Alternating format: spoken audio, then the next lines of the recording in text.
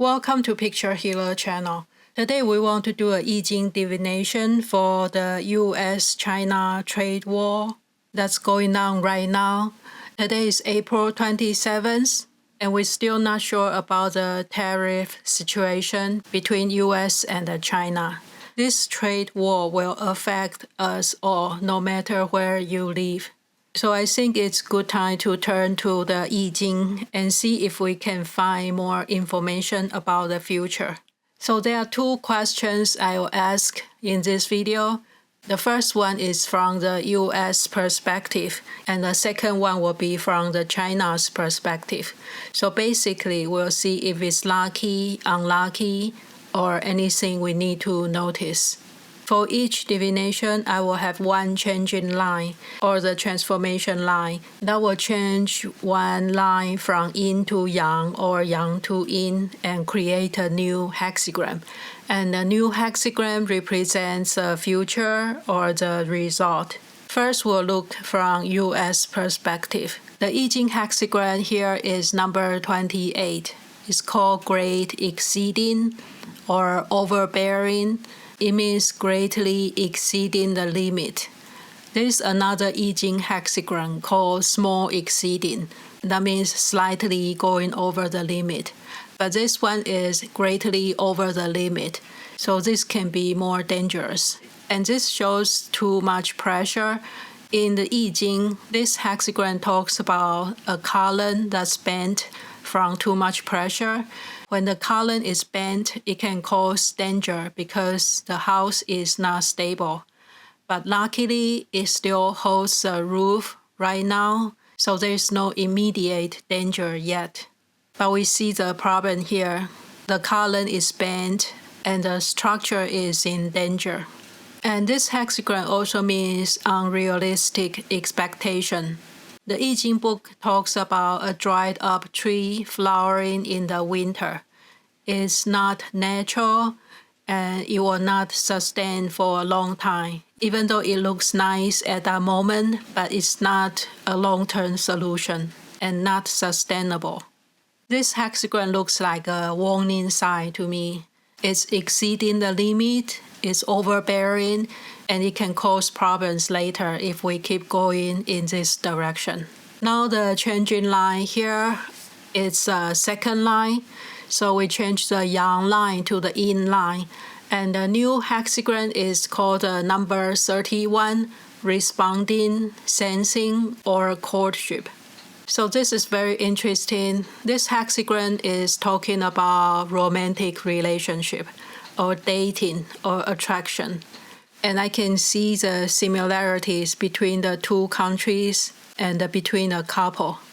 This hexagram basically talks about proper way of managing a relationship, especially the romantic relationship.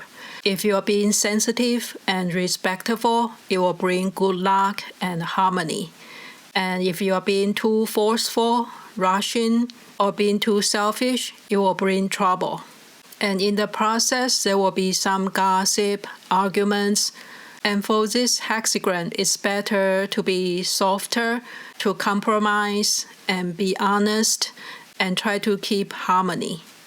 If you want the other party to respond positively, you have to be more sensitive and respectful.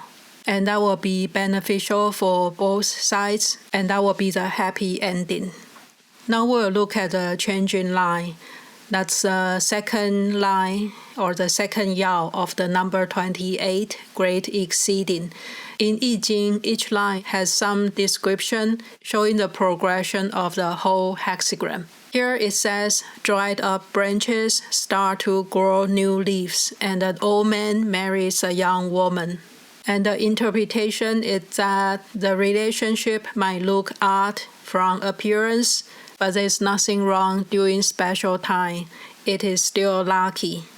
The dried up branches growing new leaf can be unnatural, forceful, and artificial, but it's not bad either. Since this special time, the odd or strange arrangement can happen, and that's okay at this time. I'm not really sure about what it means about the old man marry a young woman. maybe you will have a better interpretation from this I-Ching statement, and you can leave a comment below. Now we'll look at the question from China's perspective. And the I-Ching hexagram is number 35, advancing or progressing. It means moving forward or moving on.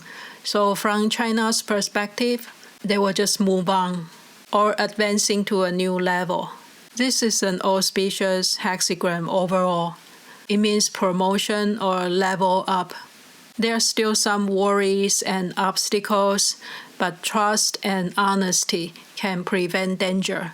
So the key is to win trust and be honest.